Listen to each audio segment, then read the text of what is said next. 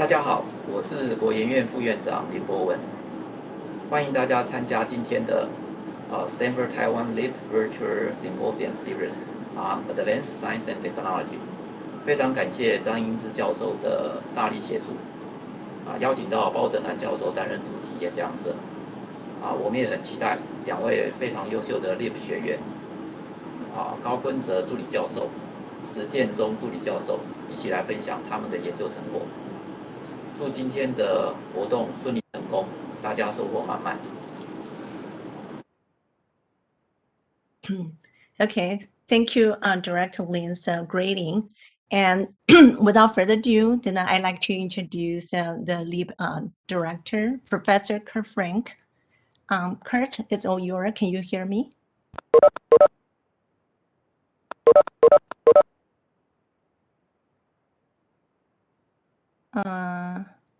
Kurt, you're muted.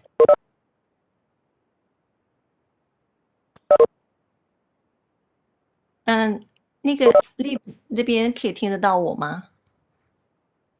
到。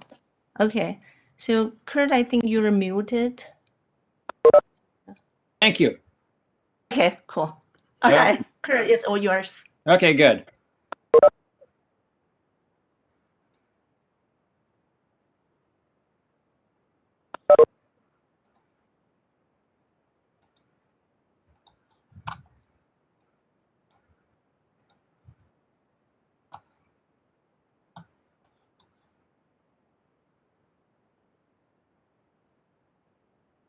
Can you see that?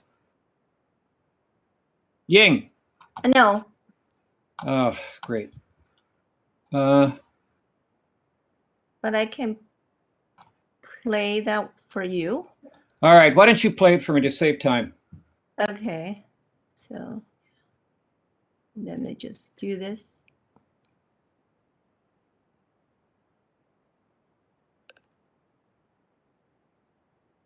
Is it well?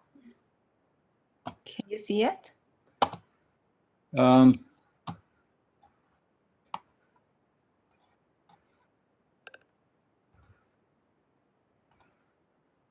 Yeah, I can see it. Okay, all right.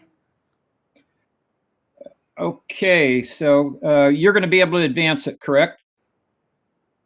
Let me see. Yeah. Okay, good. All right, so my name is Kurt Frank. I've been on the faculty in the Department of Chemical Engineering for a long time. I'm very pleased to be working with Professor Chang in co-directing the LEAP at Stanford program. So let's go to the next slide.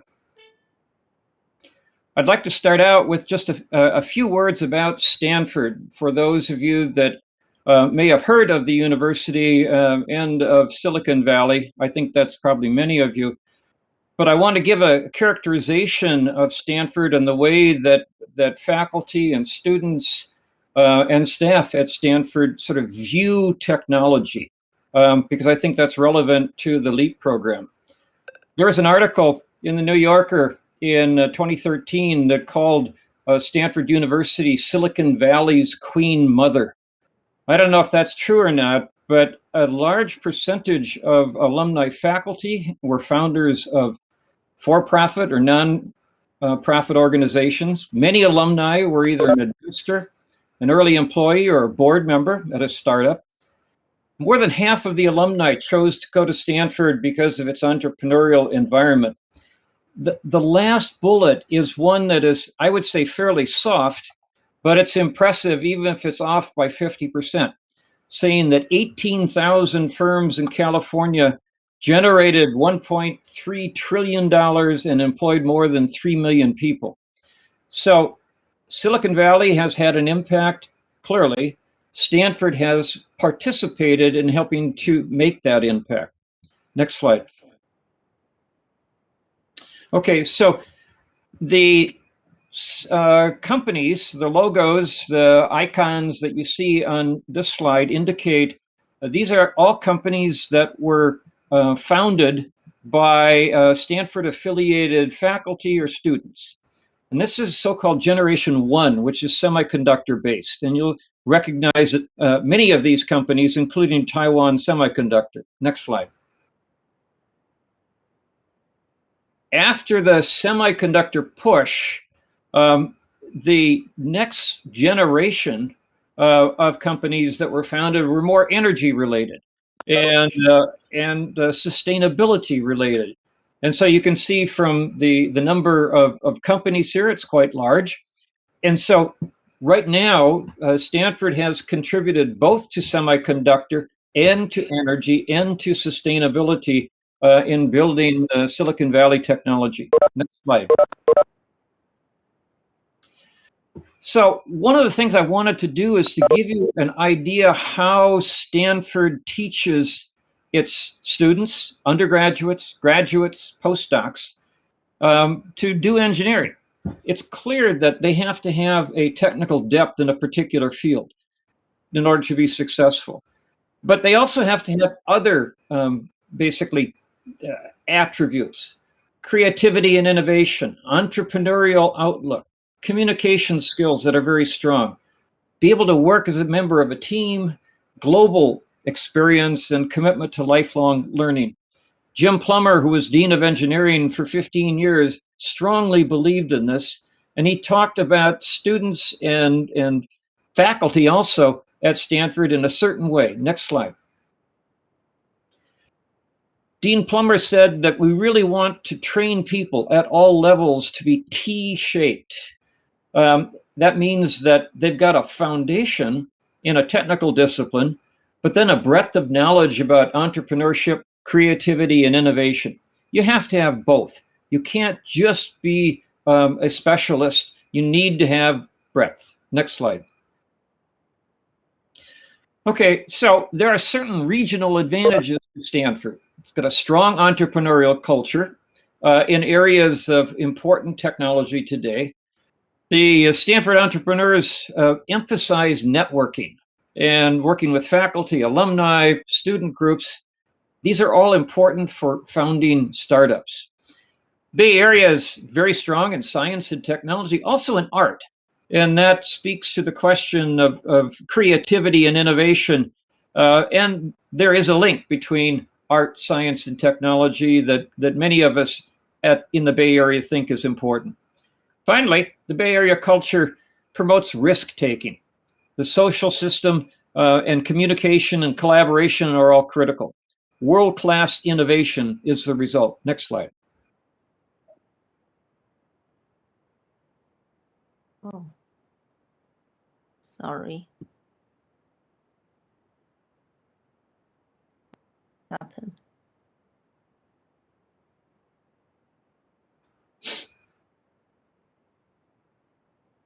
So someone just, okay.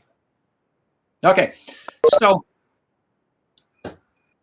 several years ago, the National Academy of Sciences identified global challenges for science and technology in the US. On this slide are 10 of these global challenges that Stanford can contribute to. And in addition, the 4 items down at the bottom of the slide, providing humanity with affordable energy. How can we engineer matter from atomic to macro scales? How can we engineer living matter? And how can we engineer affordable healthcare? These 4 areas are ones that Taiwan LEAP Fellows have worked in and will continue to work in. Next slide. Okay, so our current situation at Stanford with our Stanford-Taiwan collaboration is that we signed an MOU in 2017 through the School of Engineering and NAR Labs, or MOST. It was a 5-year term. We're coming to the end of that 5-year term. The administration of the LEAP program is by myself and Professor Chang, and up to 6 LEAP at Stanford visiting scholars are selected for 1-year residencies at Stanford. And Professor Chang and I do the mentor-mentee matching. So far, 18 LEAP scholars have been selected to participate in the program, and 7 are currently in residence. Next slide. So these are the 8 faculty members who are currently mentors of LEAP Fellows. You'll see that our keynote speaker, Zhenan Bao, is on that list. The rest of the faculty here are split between senior faculty, such as, of course, Zhenan Bao, Jody Simone, Jerry Fuller, and Chetan Khosla, and then junior faculty, Matteo Carnello, Danielle Mai, Jian Qin, and Will Tarpe. So we have a broad sort of a collection of faculty mentors. Their interests, as you can see on the slide, cover many different areas. And these are all mentoring projects in these particular areas. We've got 4 other faculty who have been mentors in the past that are not on this list. Next slide. So recently, the U.S. Congress passed the Endless Frontier Act that establishes a very large amount of money over 5 years for new technology and innovation directorate. Technology focus areas include artificial intelligence, semiconductors, quantum computing, advanced communications, biotech, and advanced energy. Money will be designated to establish 10 regional technology hubs to treat these technology focus areas. We are hoping to be able to compete to participate in establishing one of those hubs. Next slide. So our final goal is to take our LEAP program that we have right now that we believe is quite successful and create a technology hub at Stanford that may be one that is relevant to this national program. We want to create a Stanford Taiwan Institute of Technological Innovation with a physical office and staff within the Department of Chemical Engineering. We want to use this program to foster information and personnel exchange. We want to provide mentorship not only from chemical engineering, but also from bioengineering, material science, mechanical engineering, several other programs. And the areas to focus on are shown here: biotechnology for human health, precision medicine, green energy, environment for sustainability, advanced materials, micro nano devices, organic electronics, and quantum engineering. If you look at the list of topics in the 8 mentors right now, you'll see many of these already listed. So with that, next slide. Okay, so thanks for coming to this presentation. The next stage is to greet our speaker. So how are we going to do this, Ying? You want to introduce? So I should just introduce it right now? Yeah. Okay, good. It's my great pleasure to introduce my colleague, Zhenan Bao. Zhenan joined the Chemical Engineering Department approximately in 2005 after about 9 or 10 years working at the best corporate research laboratory, certainly in the country and maybe in the world, Bell Labs. And over the time that she's been at Stanford, she has been a paragon of productivity. I had the pleasure of being her department chair at one point, and I kept saying, Zhenan, when are you going to slow down? You've got so many students right now. And she said, oh, I will. Zhenan didn't. She kept growing and she kept being productive. So for example, she got the IUPAC Creativity and Applied Polymer Science Award in 2008, Carl Marvel Creative Polymer Chemistry Award in 2013, the AICHE Andreas Akravos Award for Professional Progress in 2014, the ACS Award in Applied Polymer Science in 2017, ACS Central Science Disruptor and Innovator in 2020, and the MRS Mid-Career Award in 2021. If you listen to those particular awards, the things that come through are creativity and innovation in areas of applied polymer science. Zhenan does the fundamental work, but does it in areas in which it makes a difference. And so I'm very pleased to welcome her to this first inaugural seminar series. She will speak on skin-inspired organic electronics. Zhenan?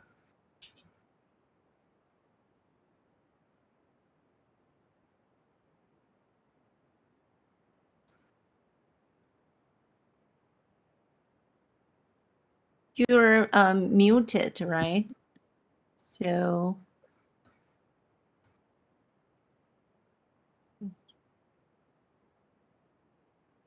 can you unmute? Okay, now I can unmute. Yeah, I need permission to unmute. Okay, now thanks so much, Kurt, for the introduction, and thanks Ying and Kurt for really putting this program together. This LEAP program has been tremendous I think the impact with both the scholar and also I think enriching the environment in Stanford Chemical Engineering. So as the chair of the department, I want to thank you and also thank LEAP program for supporting this and hope we will continue this for many years to come. And also, as Kurt mentioned, that this program currently there are a lot of chemical engineering involvement, and going forward, we see a lot of other campus involvement from different parts of School of Engineering and various institute and other departments. So it always for any program, it takes a long time to build it up, and now it's reaching a state that it's a well-known program within the department and in the university, and so I think it's really thanks to Ying and Kurt for the effort. And also, I'm very pleased to have this opportunity to basically reunite with some of my former students and postdocs who were in my group. Yeah, they have their videos on, Herschel, Wanya, and also Yu Chen, yeah, and of course Qian Chang, who is going to speak today, and Hao Wen is a new LEAP scholar who just joined. And I wish the LEAP scholars started earlier. We had several who came under other program, which is also great, but so wonderful to see everyone. So I'm going to share my slides and going to start my talk. Okay, it's a little bit hard to move this stuff. Okay, all right. Change to, okay, all right. I think you should be seeing it. So today I will tell you about the work we have been pursuing for quite a number of years. That is what we call skin-inspired polymer electronics. And so what are we trying to do? Well, current electronics are, the basic element is thin film transistors. And since its invention, it has become the main element for all the modern electronics we use today. And transistor is basically a switch that controls the current flow in the semiconducting layer, and it's used for building integrated circuits and the displays. Almost or the majority of the transistors today are made with silicon. Silicon being rigid and brittle, the electronics made from them are also rigid and brittle. So if we use them to interface with a human, you can see that the medical monitoring devices are also very bulky and difficult to use. The electronics potential is really not being fully discovered because the bulkiness, even for implantable electronics, very bulky devices are still being used. Okay, someone is requesting to annotate the shared content. So cancel, just yeah, okay. good night. Okay, all right. Okay, yeah. So what we envision is a future where electronics will be comfortable, invisible, imperceptible, biocompatible, and can sense information autonomously.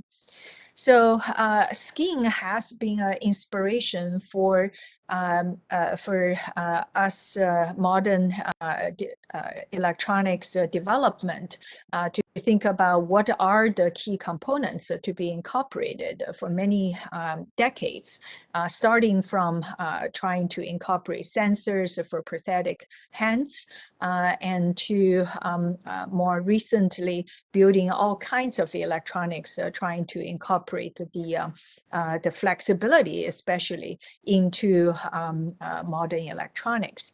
And for my group, the work started back in early 2000 when I joined Stanford, where we wanted to be able to use flexible electronics to mimic the sense of touch of human skin. And that led us to invent this pyramid structure that allows very thin and flexible sensors to be able to sense different kinds of forces as sensitive as human skin. So that got us started to first with skin-inspired sensors. But that's when we realized that skin is not only just possessing all these sensing functionalities, but also from a materials point of view, it's not only flexible, but also stretchable, biodegradable, and self-healable, all at the same time. And what if we can make our electronics to be just like skin or feels like skin and have all the sensing functionalities all integrated together? Then that can completely change how human interface with electronics. So that's when we started our journey to develop a new generation of skin-inspired electronics where all the active materials all have the skin-like properties. And these materials did not exist before. And we thought that organic materials and polymers are well positioned to take on that challenge because organic materials, when suitably designed, can transport charges already very efficiently, especially intramolecular charge transport can potentially have the charge carrier mobility on par with that of even silicon. And currently still there are limitations because of the intermolecular charge transport. But the best organic semiconductors through the work by the field of organic electronics up till now, the charge carrier mobility as compared to those of inorganic material, they're highlighted in pink here. And you can see that for organic electronic material, they can already have charge carrier mobility on par with that of polysilicon, thin film carbon nanotubes, oxide, and exceeding that of amorphous silicon. So that means in terms of their electronic property, they already are sufficient to play important roles in many potential electronic devices, including flexible circuits and the displays. However, adding the skin-like property is something that has not been done before, and that poses new challenges to materials design. And in particular, the design concept, as we understand through my first 10 or 15 years of my independent career, we study all these details on the molecular design rules for getting high charge carrier mobilities for polymer semiconductors. And there, our general design rule is to have rigid polymer structures, and that also allows a pi-pi interaction between the polymer chains to facilitate charge transport.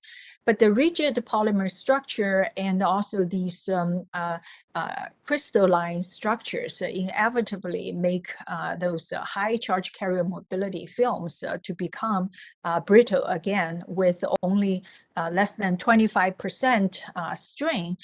These films can already develop cracks. And on the other hand, it's well known for if we want to have a rubber-like material, like a rubber band, the polymers in the rubber band tends to have a high flexibility and covalent cross-linking, and it's pretty much mostly amorphous in its microstructure. And this usually end up with low charge carrier mobility, but very good mechanical property. So apparently the molecular design rules for these two kinds of properties, electronic property and the mechanical property, seem to be conflict to each other. So our challenge is really to understand what are the kind of new molecular design rules we can come up with that can really be able to solve this conflicting requirement, but be able to achieve both great mechanical property, but at the same time not compromise electronic property or even have a way to boost the electronic property. So we spend a lot of time to study the what happens at the molecular level when a piece of organic semiconductor thin film is under strain. And I won't go into details. Basically, our study suggests that there are many mechanisms that can dissipate the mechanical energy, including molecular rotation, chain elongation, chain alignment. Then crystals can reorient under the strain. And then eventually the crystallites will break. And this is likely irreversible. And finally, the bonds, especially the covalent bonds, will break. And then again, that's irreversible. So if we have a lot of irreversible processes, then the thin film we obtain will not be able to return to its original molecular conformation and the microstructure. Then we will get irreversible electrical behavior.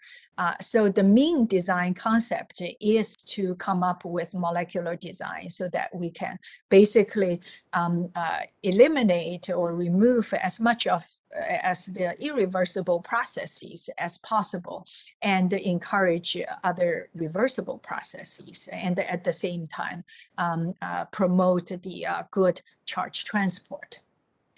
So a design concept that has been very successful so far, and notice Yu-Chen is also in this talk, joining this talk here, and is one of our early success was with this design shown here, where we take a conjugated polymer that has rigid structure, but we increase the disorder in these polymers with a small fraction of a non-conjugated unit, so that there's still sufficient conjugation to allow charge transport, but the disruption with a small percentage of 5 to 10 molar percent of these non-conjugated unit will increase disorder and promote more amorphous domains, and allow these polymers actually can reduce the effective modulus by 10 times compared to the originally fully conjugated polymer. And on top of that, we introduce additional energy dissipation mechanisms, such as hydrogen bonding site, or we could also use metal ligand binding sites. And these sites provide bonding that can break under strain, but can recover even at room temperature. So this allows us to recover the original molecular alignment and microstructure. And also at the same time, we were able to maintain almost the same charge carrier mobility in this new polymer, which has stretchability up to 100% strain, but without compromising the charge carrier mobility compared to the fully conjugated. And then since then, we have been able to develop another more general approach where we discovered that if we make a blend system between conjugated system and a matrix, and by choosing the appropriate matrix that has the matching surface energy with our conjugated polymer, then this blend in the blended system, the conjugated polymer will be promoted or promoted to have the increased aggregation to form these nano-confined one-dimensional nanofiber structure. And this kind of aggregation is formed in these kind of phase-separated structure where we still can maintain a continuous charge transport pathway without interrupting charge transport. But at the same time, actually, to our surprise, there were two surprises here. One surprise was that even with adding of up to 95% of this insulating polymer, even in solution, we found that it promotes aggregation of the conjugated polymer. And as a result, we actually observe an increased charge carrier mobility, even with a large percentage of insulator added. And the other surprise was that through nano-confinement effect, we found that or observed for the first time that the glass transition temperature for these nano-confined conjugated one-dimensional structure, actually glass transition temperature can decrease by as much as 80 degrees C compared to that of the thicker film of 200 nanometers. It was observed previously for polymers such as polystyrene or PMMA, the conventional polymers, when going from bulk material to thin film, the nano-confinement effect can decrease the glass transition temperature and increase chain dynamics. But this was never observed for conjugated polymers. And quite interestingly, this increase in the chain dynamics is another mechanism that can make these fibers not only have the kind of network structure that allows more stretchability, but these fibers themselves also become more ductile compared to the neat polymer themselves. So with this nano-confinement concept, and then combined with some study we have been carrying out in the group to control the fluid flow when coating these films by using this specially designed comb-like blade, so that we can have the extension of flow that aligns polymer, actually occurred. And Eric, quite a number of years ago, they developed a tool to study polymer under extension of flow. So here we incorporate that into the coating. So quite interestingly, with the neat polymer, without adding any insulator, we have a decent charge carrier mobility, but this polymer is not stretchable at all. And then with the addition of 70% of insulating material, we have nano-confined structure. And then with this coating, we align the fiber. We have a very large boost of the charge carrier mobility by several times. And this is among the highest for any polymer semiconductor, not just stretchable polymer semiconductor. So with these examples of concepts, then we are now able to really boost the charge transport for stretchable polymer semiconductor. Initially started out with several orders of magnitude worse compared to that of the state-of-art polymer semiconductors, and also much worse compared to amorphous silicon. And with these development and understanding from molecular level, we're able to boost the charge transport to same level as the amorphous silicon, or even entering that of polysilicon range. And the same concept is quite general to add other skin-like properties such as biodegradability and elasticity. Then we can have a matrix that's biodegradable and elastic, and then a conjugated polymer that has imine bonding that can readily be degraded by using a weak acid. Then for self-healing, the same concept, incorporating the polymer with conjugated polymer with a matrix that has self-healing property, then we were able to show the first such self-healing semiconductor that heals under room temperature autonomously.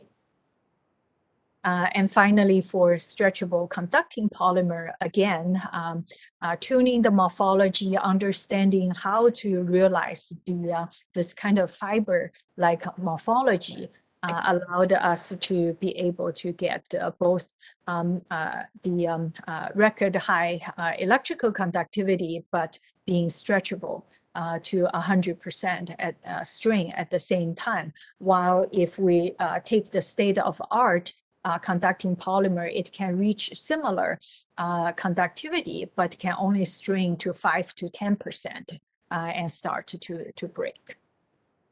So now with our study over the past quite a number of years, actually many also had a contribution from scholars from Taiwan in this work. We now have a number of conductors, semiconductors, substrates, which have one of the best electrical properties, but also with added new functionalities such as stretchability, self-healing, and biodegradability. So with materials in hand, then the next step is to really take them into more sophisticated device. If we look at the history of electronics development, started with the first invention of transistor, and then it was the materials development, that is silicon, being discovered as the most suitable semiconductor, and silicon oxide being the matching really low trap oxide and then single crystal growth, was able to allow silicon being the material of choice.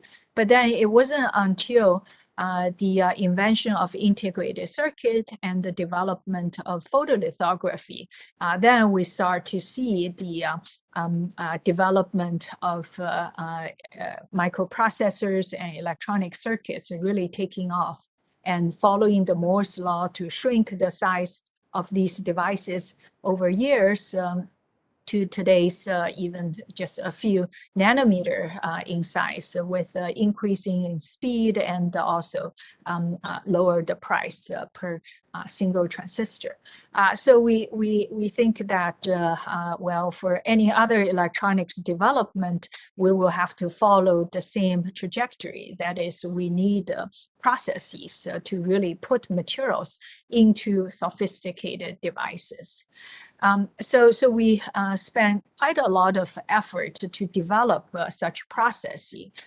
processes so that we can not only make a single transistor, but rather thousands or 10,000s of these devices.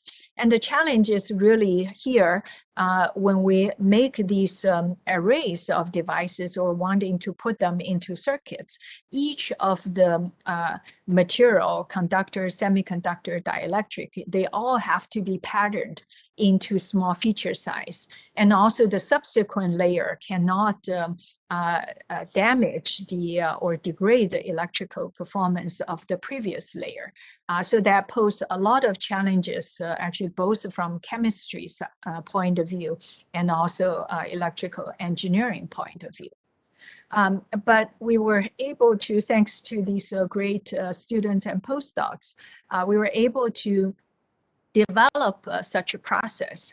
And our guiding principle is that we wanted to use a process that each layer is placed on top of each other without using any transfer process. Because if any defect is introduced in this process, then when we try to make circuit, if we have 5 layers, then with 90% or even 95% yield, when we get to more than 5 layers, we're going to have only 50% yield for the transistor. So that would not be possible to make something more complex. So our basic process is fabrication on rigid substrate first with a sacrificial water soluble layer. And then we pattern the dielectric layer, pattern the semiconductor, and then the electrodes, and then followed by casting a elastic substrate on top. And then this whole thing can be exposed to water so that the layer is lifted off from the substrate. And then we can put down the final interconnects and the gate electrode to complete these devices. And here we have to develop the process for all the layers. For the dielectric layer, we use this rubber elastic material, SEBS or polyurethane. And then we use azide cross-linking chemistry to pattern these dielectric layer without too much issue. And then with the polymer semiconductor, it was more complicated because any other solvent they are being exposed to will potentially cause degradation to the electronic property. So what we had to do was, after patterning the dielectric, we coated the semiconductor, which is a red layer, and then we coat a fluorinated sacrificial layer, because fluorinated solvent is the only solvent that doesn't damage the semiconductor. And then this fluorinated polymer can prevent damage of evaporating this copper onto the semiconductor, where the copper will serve as the etch mask to allow us to plasma etch away the excess semiconductor. And then finally, we will remove them and get the semiconducting layer. So it is quite kind of tedious and have many steps, but nevertheless, we can get a semiconductor that maintains their electrical property before and after patterning without any degradation. Then finally, for the drain and the source electrodes, we use spray coating of carbon nanotube dispersion through a mask. So that also limited our feature size. The distance between the drain and the source remained to be as large as 75 micron. But we were able to show for the first time that we can get reliably several hundred transistors per centimeter square, and start to do something that's beyond just what one single transistor can do, such as having this array of 100 transistors and 100 sensors, so that we can map the location of the ladybug legs.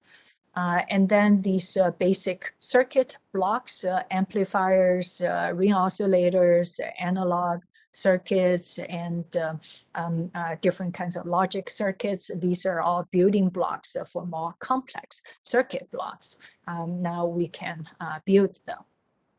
And then our next generation was just reported recently.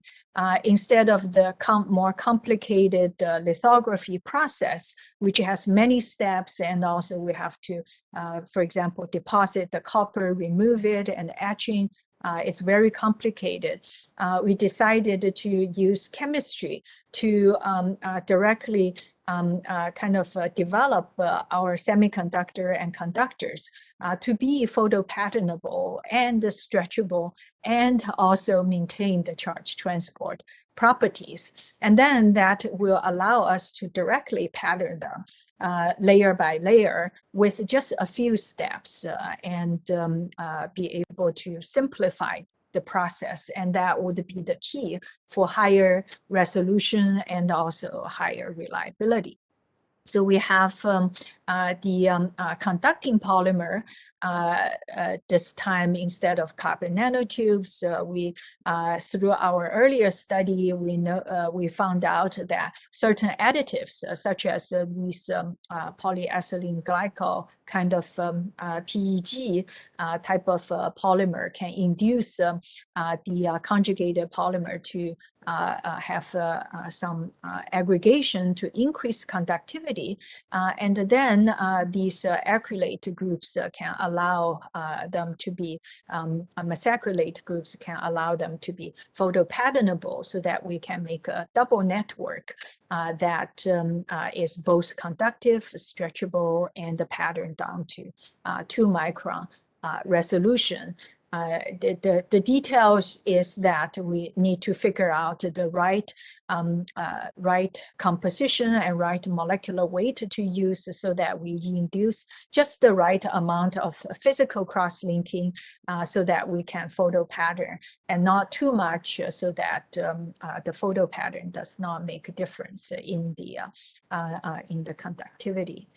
And then with the semiconductor, we developed this diazyrine type of cross-linking chemistry that allows, mostly because it allows more convenient exposure using our exposure tool in Stanford, but it's also a mild cross-linker that only attacks the side chain, not the backbone of the polymer, so that we can maintain the charge transport without damaging the semiconductor. So with this new process, much simplified process, now we can get our second generation of transistor arrays with density as high as 42,000 transistors per centimeter square, still much bigger than those of the silicon devices, but each pixel is getting closer to a high resolution display kind of feature size. So it's getting closer for us to do something interesting. And these are kind of the sheets of circuits that we fabricate in the group, and with very high yield. And as I mentioned, it's very important for us to build any meaningful circuits. So here, now we're able to make a transistor circuit that contains 30 transistors, even though it doesn't sound like a lot, but this requires essentially 100% yield for the transistors in order to be able to build this circuit, to have this adding function. And my student thinks that they will be able to maybe build a small stretchable computer with simple addition functions, hopefully in the near future.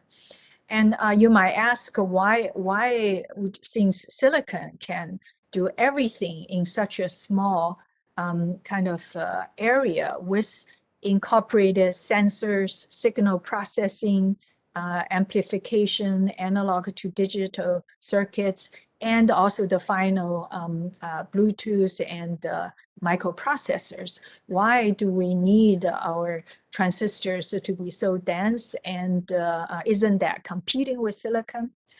In fact, we're not competing with silicon. Silicon is great to have sensors that are ultra small, but it can only also measure a very, very small region. It can maybe in this region can measure have millions of sensors, but it's located only in this small region. What we envision is for this artificial skin system, we basically separate the sensor and the pre-signal processing from the digital processing microprocessor, so that the sensors can spread over very large area all throughout the body. And our human body is essentially communicating our health and well-being is all communicated through electrical signal, the balance of electrical signal from our brain, our muscle, our heart, our stomach. They all have electrical signal communicating with each other and together with chemical signals. So these signals spread over a very large surface area, but with the signal coming from cellular level, which is in the micron resolution.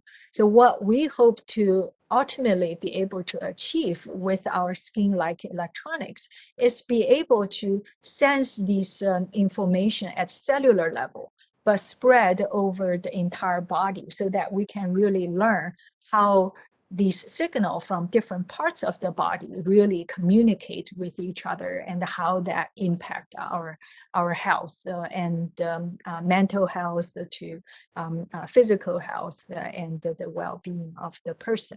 And so that means if the sensor is spread over a very large area and transmit through a very long distance to get to the microprocessor, then all the noise is going to cover or bury the actual signal from the sensor.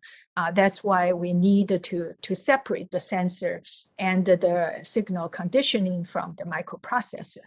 And furthermore, if we can have the electronic circuit next to the sensor, we have shown previously that we will be able to perform neuromorphic nerve-like signal processing by basically adding these signal information in the through the circuits to convert them into spike-like signal, and then add into devices that mimics the synaptic junction in our human skin that can combine signal into these devices, so that we can use machine learning, or here is basically the device performing this learning and allow us to be able to process a large amount of information from sensors down the road.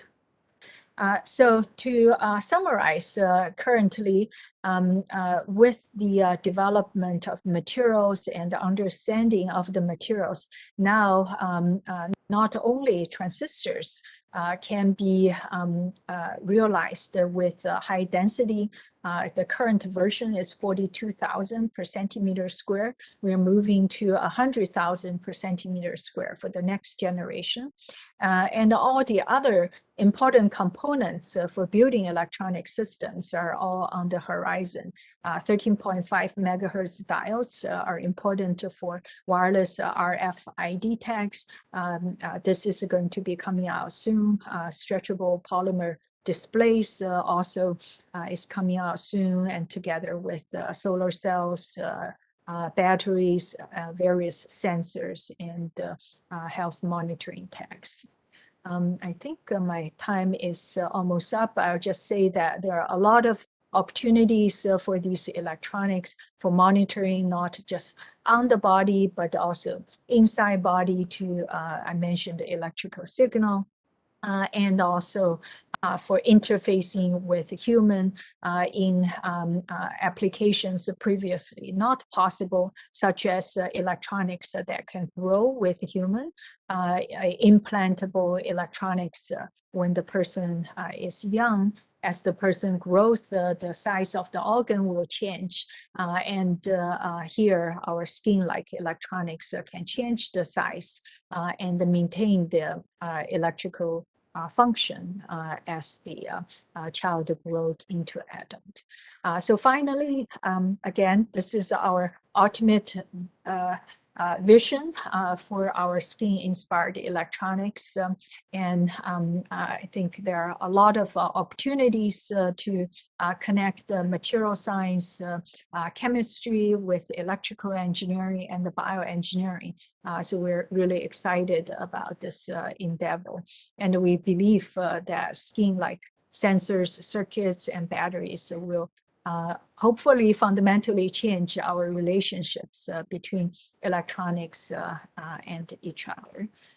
Of course, I'd like to thank so many collaborators in Stanford and also outside Stanford, many funding agencies over the years, and in Stanford, all the different seed grants have been really instrumental in allowing me to venture into many new areas and building collaborations.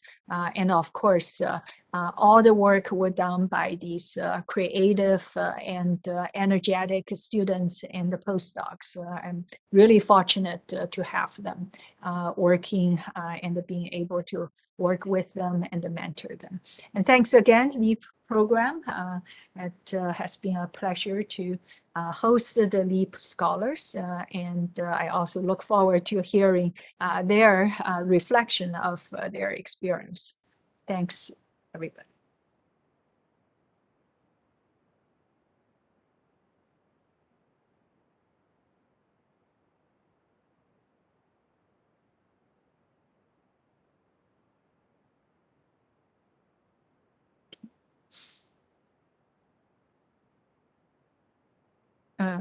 Yeah, I think maybe only one person is allowed to talk at a time. We need the organizer to unmute. I think Kurt is going to speak. And the organizer unmute Kurt. Good. Can you hear me? Oh yeah, now we can. Yes. Okay. So Ying, should we can we take a question for Jinan? Okay, so I think we actually have a very tight schedule, but then, but at the same time, it's also very flexible. So up to you, up to Janan, if you want to take some questions or you want to leave it to later. Maybe people can send it to me through chat or something so that we can keep things on schedule, and I'll just answer the question through chat. Okay, let's do that. Okay. All right. So thank you very much, Jinan. As always, your work is so impressive and challenging and inspiring. So excellent presentation. So let's move next to the first LEAP Scholar presentation. Kunche Kao was a LEAP fellow working with Professor Matteo Carnello, and Kunche right now is in an academic position at the Department of Chemistry, National Tsinghua University of Education, and the title is A Year of Enriching Life at Stanford. I'm very interested in hearing what Kunche has to say. Kunche? Need to Hello, be everyone. Can I share my screen? I cannot share my screen.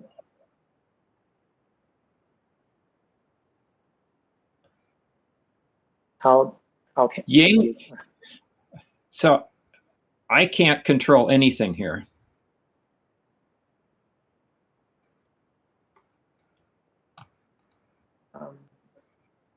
You see the share button in yes, your, that's it. I cannot share it. the organizer needs to give permission. Yes, I think so. 应该没有设定权限了。I already stopped sharing. 你再试试看好不好？ Oh,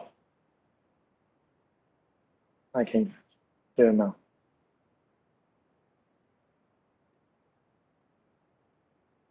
Can you see my screen now? Okay. 可以 ，yes。 Okay. Hello everyone. My name is Gao Kunze.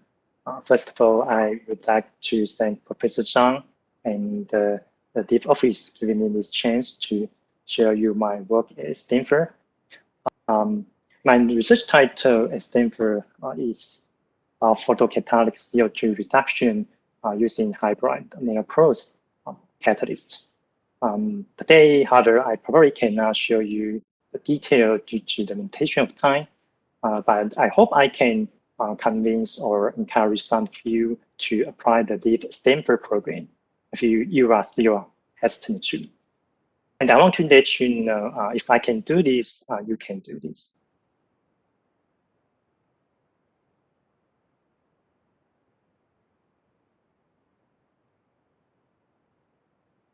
Let me introduce myself briefly. I am a chemist.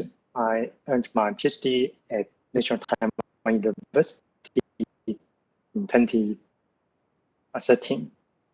After that, I started my long-term postdoctoral research, like 6 years. I'm an assistant professor in the Department of Chemistry and CUE.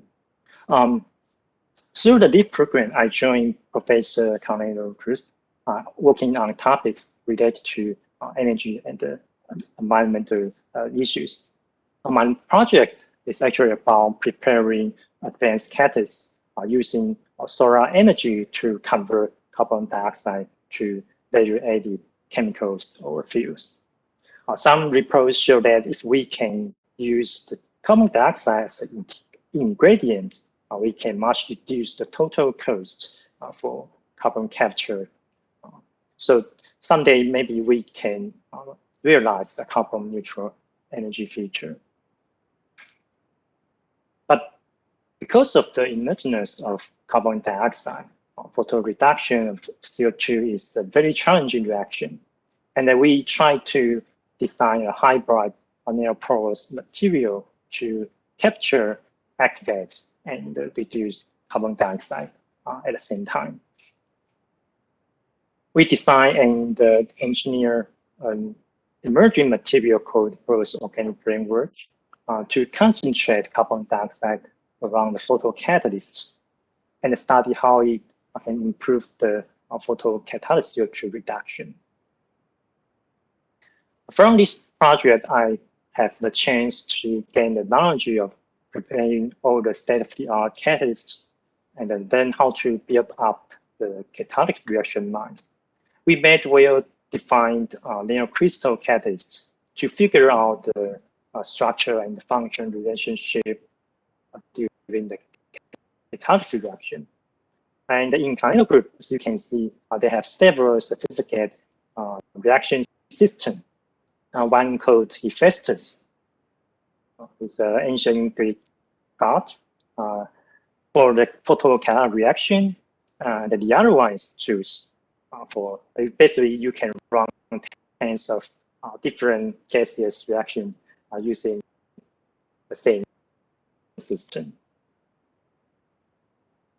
Honestly, the project I just proposed, I just showed you didn't go very well. It is a really challenging reaction in terms of catalysis, but we have a side project published this year. This paper is actually about tuning the interfacial chemistry between the nanocrystal and the oxide subgroup to make more stable catalysts in general. It was actually the related to my the field of my PhD training, and I want to share with you. I still remember that the day when I present my research results to Professor Frank, he agreed with my explanation of how these nanocrystal interact with the oxide surface. And when I look back on this year, I think that was one of my most my happiest moment, get recognized by a real expert in interfacial engineering. I really appreciate that. And now my current project continues my work at Stanford on carbon dioxide hydrogenation using nanostructure plus multi-nano crystal. I hope I have some good results to show you next time. So on the basis of the knowledge I gained this year and all the support I received from the Carnero group, here I finally built my own reaction lines at National Zhanghua University of Education, but a simple one and a cheap one. Well, we don't have that much funding. Nevertheless, I can continue working on hydrogenation using the double-designed reactor with my small photothermal catalysts. So who can win the LEAP program? I think this program is particularly suitable for those who want to make change, or for anyone who wants to participate in the world-class academic research. And for the researcher like me who want to take steps further. For example, I was a postdoc aiming for getting a faculty position so that I can continue to work on the research I care about, I'm interested in. So this is the first step. But like catalysis, the energy barrier between these two steps was very high. So LEAP program can really working here like the solar energy. It offers you an opportunity and help you overcome the barrier. But you need to activate yourself in the first place. You need to leave the comfort zone. And I know leaving the comfort zone is scary. I'm an introvert by nature. And honestly, I'm dealing with the anxiety from the social activity, language issues,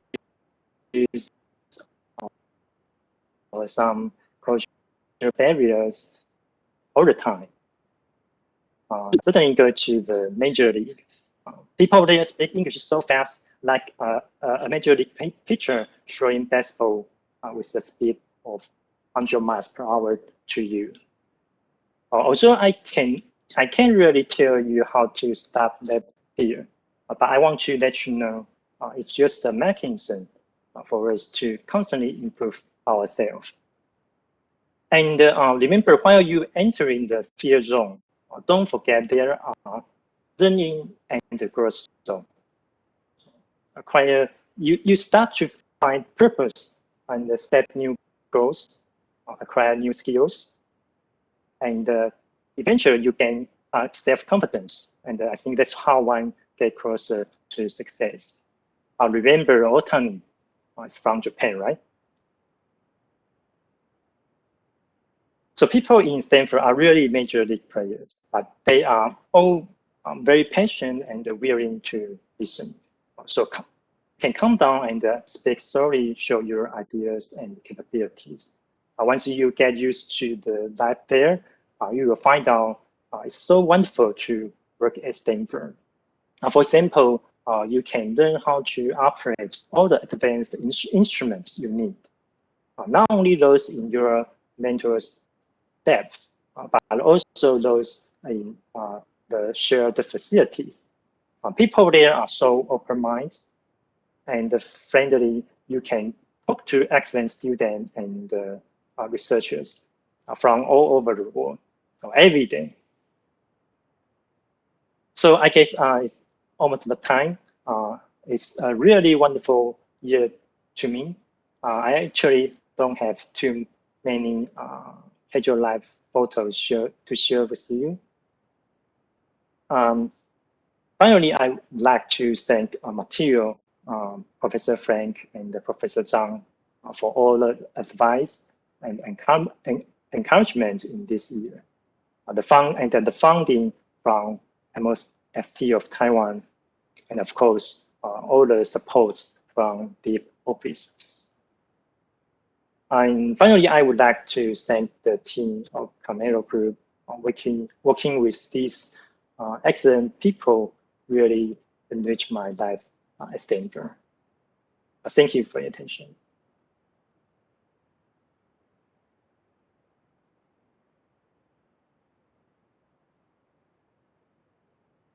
Okay. Can you hear me? Right? Okay. Okay. So thank you very much, Yes. Kunje. That was great. And your comments on how to succeed as a LEAP fellow at Stanford, I think is very good advice. And the looking forward to learning something new is worth the challenge. And I think you discovered that. So the next speaker is from the Bao Group for his LEAP fellowship, Chen Shi, who is currently in the Department of Chemical and Materials Engineering, National Yunlin University of Science and Technology. And I'll turn it over to you. Okay, thank you. Can you hear me now? Yeah, can you? Okay, so thanks for Dr. Zhang and Kurt and Zenan inviting me to join the symposium. It's really nice to see you. And today I'm going to talk about my research life in Bao's group. And first, I will talk about my motivation to join the LEAP and my research life in Bao's group and my improvement after LEAP. Okay, so this is simple research background of myself. I got my PhD degree in National Taiwan University, and I joined LEAP in 2019. I joined Dr. Bao's group, and now I'm the assistant professor in NYU. Is located in the middle of Taiwan, and my research interest is about soft material and electronic skin. It's a little bit embarrassing for me to introduce this in here because Dr. Bao already gave the talk. So I'll just skip this part and go to share my life at here. And I have to say that 2 years in Bao's group is the most wonderful moment in my life. And actually, I was very happy when I did this PowerPoint slide because it reminds me a lot of good memory in Bao's group. It's a big family, and I was so proud of, and I'm so proud of that. I was one of them before. And about Dr. Bao's research, I think you already know it's about electronic skin, right?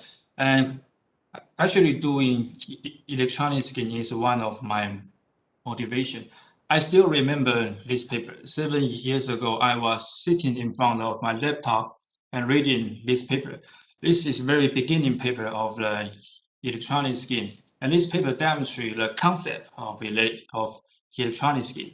And they show you that you can create the material that is soft, self-healable, and conductive by using supermolecular blending with metal nanoparticle. And this material is suitable for the skin. Yeah, so when I see this, I feel, wow, that's so cool. And that will be great if I can do the research related to the electronic skin. So that's one of my motivation. And another motivation of mine is I want to find a faculty position in Taiwan. These all are my mentee when I was a postdoc in NTU. I know that I like teaching. I like doing experiment with my mentee.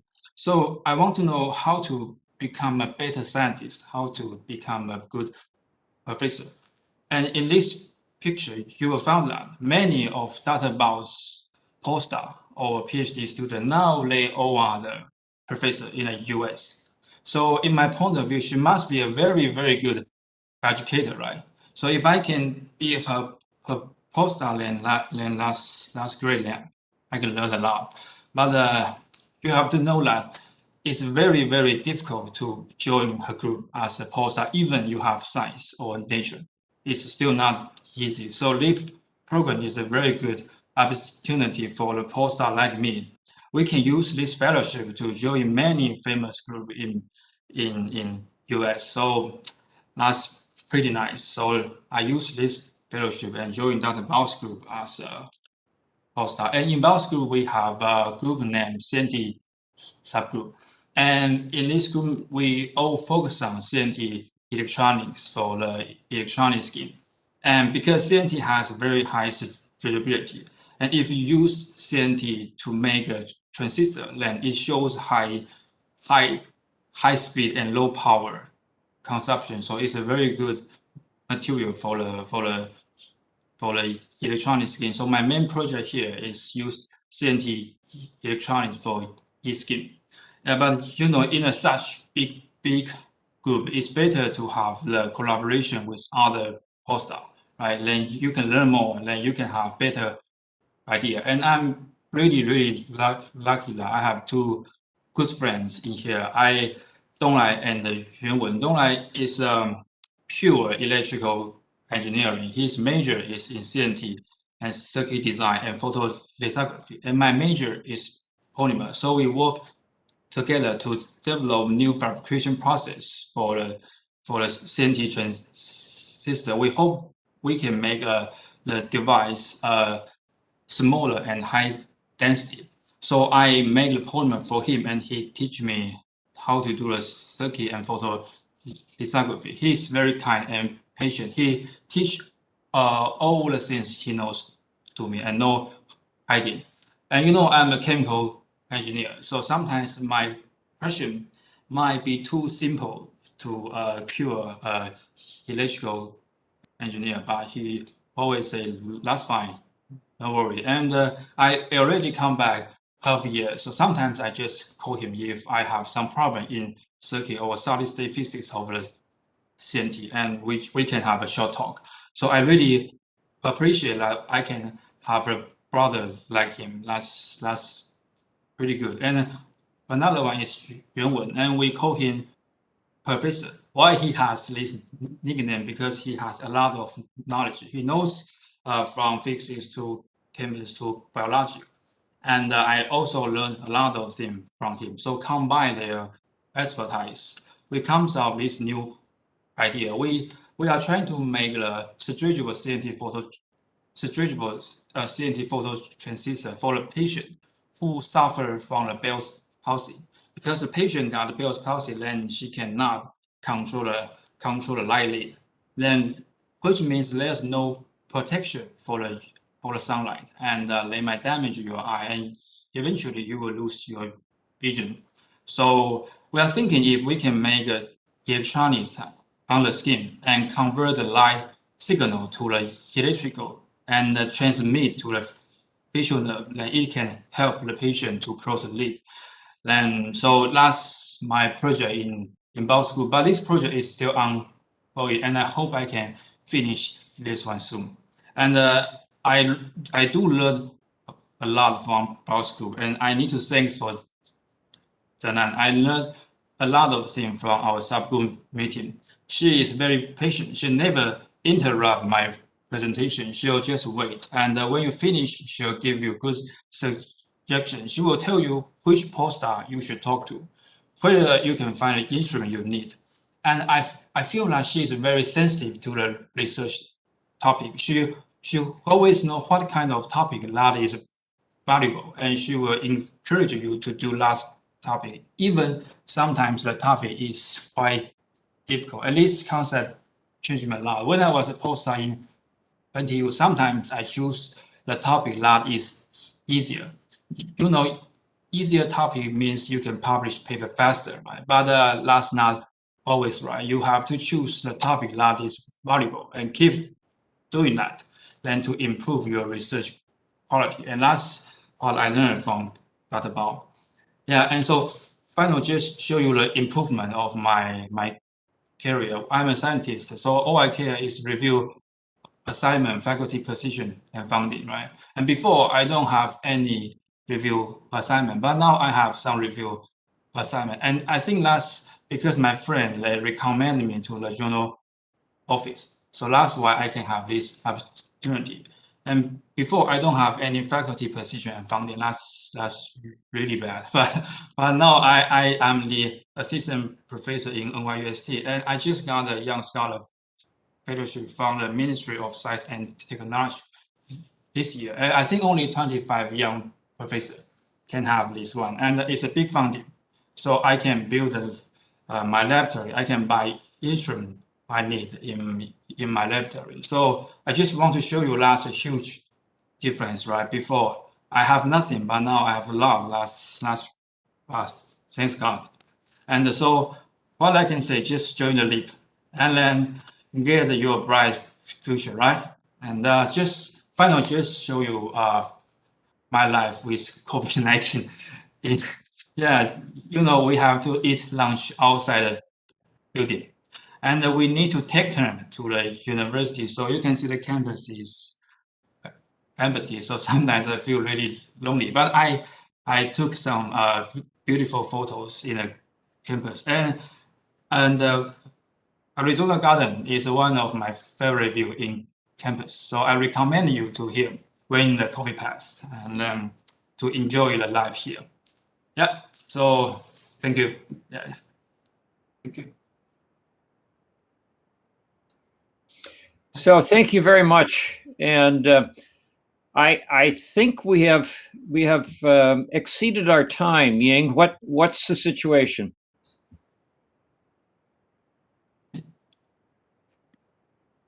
As you say, we exceed our time, but it's truly enjoyable.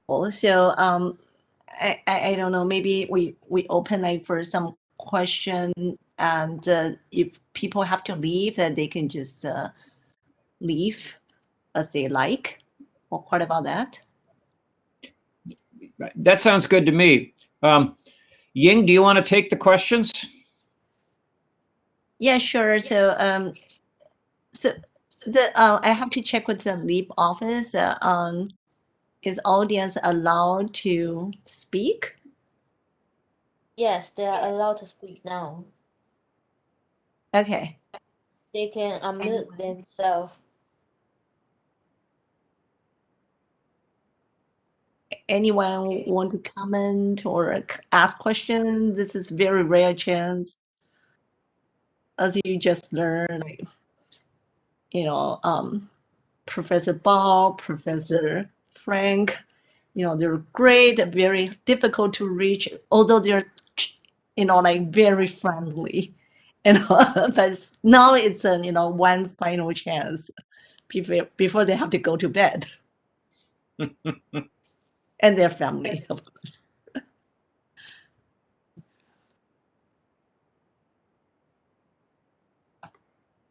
Okay, so I guess this is very quiet. Probably like people don't know like how to start, but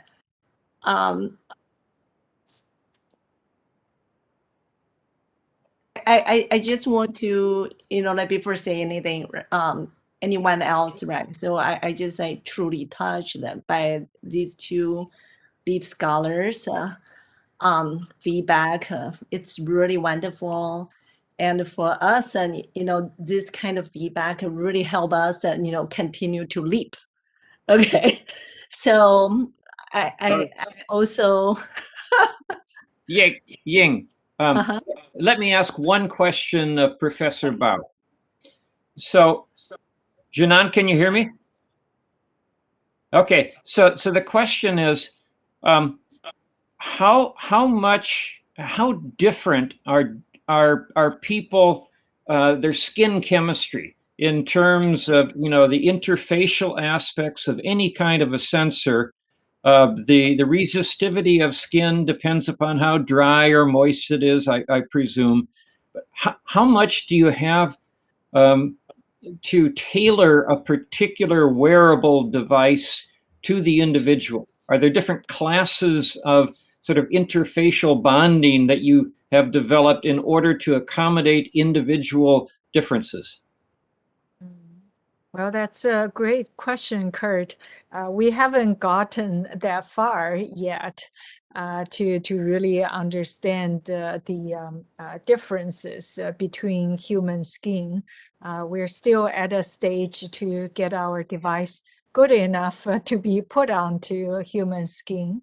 And I think I expect that there will be, that's also the reason why it's so important to have continuous measurement, because different people, different person have a different baseline.